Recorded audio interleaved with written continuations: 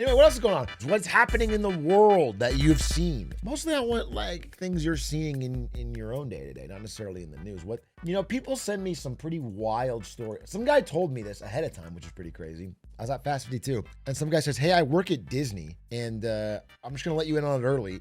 Next week, we're going to raise the prices of all of our VIP passes and fast passes and everything in the park. And we're going to raise prices on all the merch because of the tariffs. And I was like, damn, that's crazy. And then I check a week later and they did do that. They did do that. He was like dead on. Like they're raising all their prices. But don't worry about it because Disney super fans say higher park prices are good. Oh, well then no worries. No worries. Disney super fans say higher park prices are good. They want to pay more for the honor of glorious Mickey Mouse. While some fans may grumble, other Disney supporters aren't bothered. Super fans say they view Disney as strong value. Okay? Its passionate fans don't mind. How about that? The parks are too packed, it was bound to happen. So that's not what the guy told me though. So the guy told me, given that the news has been proven true, I'll tell you the rest of what he said. He said, number one, on the merch, like he was telling me this specific merch items and I didn't really care about Disney, so I don't know. He's like on the Cars hats and the Frozen t-shirts. And he was telling me all things. He's like, all these things cost, $24.99. They're going to be like $32.54 after the tariff increase. He's like, we've been holding off on it to see how things go, but now we have to raise prices. That was the first thing on the merch.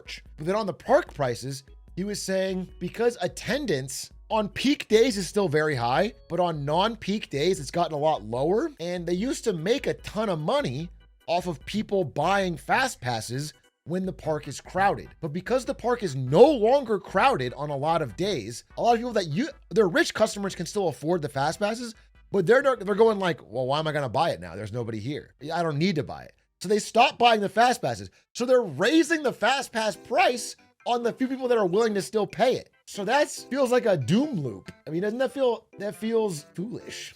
I think it's called Lightning Lane now. It's such a, it wasn't Fast Pass. He was saying something. Fast Pass used to come with stay with Disney Hotel. They got rid of that. You get a hotel pass, you don't get free Lightning Lane or whatever. It's crazy, bro. I feel like, what is the price of Disney right now? If I wanted to go right now in Anaheim, California, let's say 3 days, 2 kids, 2 adults. Holy fuck. Bro, it's 2.1K, $2,100. And that's before fast pass or parking or food. Damn, that's crazy. Wait, that's 3 days. That's Friday, Sunday, Monday. Monday would be a down day too. That's 2K, 2.1K. And then Lightning Lane Multipass is another $500. And then the parking voucher is another $120. And then the food's expensive and the merch is expensive. God damn. Why would I do that? Yeah, you could buy an RTX 5090 for that price. And like, if I have a wife and 2 kids, why wouldn't I just leave them at home, go to Best Buy and buy an RTX 5090 for myself? And then the amount of happiness I'll get is so high, it'll make up for the less happiness they get. Do you know what I'm saying? It'll even out. It's a net gain. Is that a lot of money I'm secretly massively rich? So secret, I don't even know about it. You can't even spell rich or no.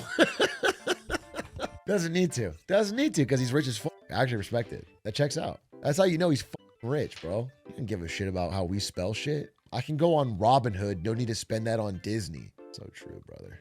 I work at Burger King and we have an interesting dichotomy between labor costs and revenue. Dude, this is so funny.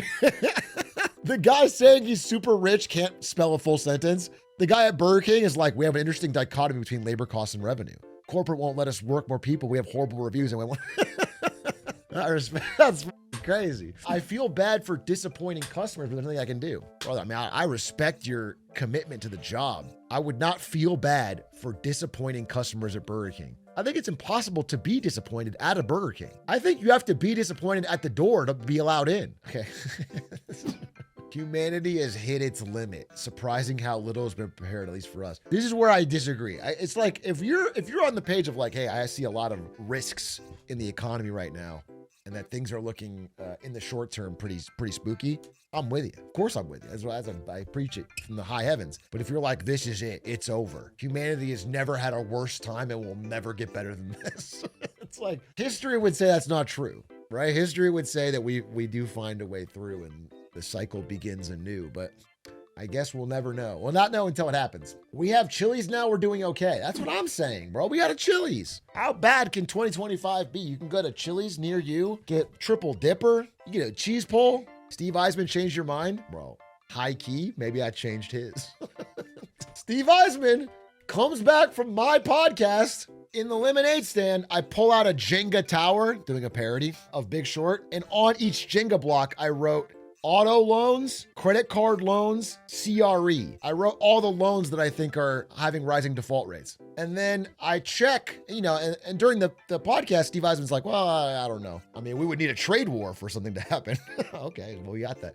But then his very first episode when he gets back of his podcast is this. U.S. consumers are collapsing. Cars, credit, and the chaos ahead. Excuse me? And so I watch it. It's verbatim what I said. It's verbatim. I'm not exaggerating. It's verbatim. It's the same things. So it's just so interesting, bro. It's just so interesting. Such a fucking interesting statement. Such a wild, wild statement. Call him? I actually will. I'm going to go probably on his show sometime in November. We were thinking about that. Maybe I'll bring it up, bro. Shit about Taylor Swift's new album? I mean, I don't know shit about Taylor Swift's new album, but I do know, got pretty criticized. But what's interesting is, so I looked it up, right? That shit sold like crazy. So I don't know. Everyone's talking shit, but it's sold dumb well. So somebody's buying. COD sells well too? Yeah, it does. That's what I'm saying. It's like, I don't know. People are, I think, more convinced that they're going to change something by, I don't know. I feel like when something actually sucks, because here's the thing, COD is slop, but it fulfills a need. You'll know when something's truly dead when no one buys it. That's when you know something's truly dead. Like, here's the example. People called Marvel movies slop. They made money. They made money. But now Marvel movies are flop. Now you're in trouble. Marvel movies are in trouble now. But before, even if they were still slop, they were hits. They were working. People were buying them. Now they're in the real downturn. I don't think making no money makes something slop. It's not about that. It's that I'm saying everything is slop in some way. I'm sorry, but everything. Even Beethoven is orchestra slop. It's all slop for a different type of pig. Okay? So what I'm saying is you can all shit on someone else's slop and celebrate your slop, but you'll know they've actually got a problem. They've actually fucked up their formula when they can no longer empty that trough. if I can put it so succinctly. All right? Like these Spider-Man magic cards being a flop. Are they a flop? See, that would be crazy to me. That would indicate actual sea change. But my assumption is that they're not a flop. They're going to make probably $1 bazillion off them. But are they a flop? I can find out. Is the Spider-Man set tanking? Oh, they are. This is exactly what I was talking about, dude. All right, so the Final Fantasy magic cards are just as slop as the Spider-Man magic cards, right? But those were record-breaking performance. Everyone was buying all the boxes, huge bids, massive price increase. But now these boxes for Spider-Man are 50% of what they were a few weeks ago. They're plummeting. Oh, look at the market price history. Jesus Christ. This is like the actual change in behavior. I guess I'll say I did play this set. It was kind of mid. I didn't enjoy it. It also wasn't that many cards. Like there was like half the normal amount of cards, which is kind of an L. The trading card market is ruined. Yeah, but I'm gonna get Zen on you for a second. In every failure, a seed is planted for future success. The ruining of the Pokemon card market now is setting the groundswell for a future great time to be in the Pokemon card market. This bubble will end, and then there will be only people in the game that enjoy the game, and the phoenix will rise from the ashes.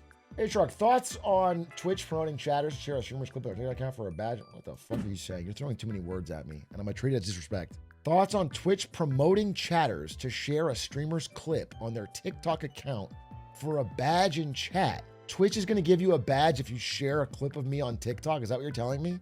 Fine. I don't give a shit. Do you want a badge? You know what, Twitch? I'll say this to Twitch, and this is from me working there too, okay? I remember this, but it's only gotten worse. Twitch, when they can't figure out how to make someone use a bad product they've spent time on, what if we give them a badge? This This is how the meeting goes. This is how the meeting goes, okay? Well, we spent all this engineer time and we made something nobody wants to use. How do we get them to use it? And then someone in the meeting goes, what if we have a chat badge? They love that shit. Toss them a chat badge. Maybe it works a little bit some of the time, but by God, there's like 500 chat badges. They've overused it. They've gone to the well a million times.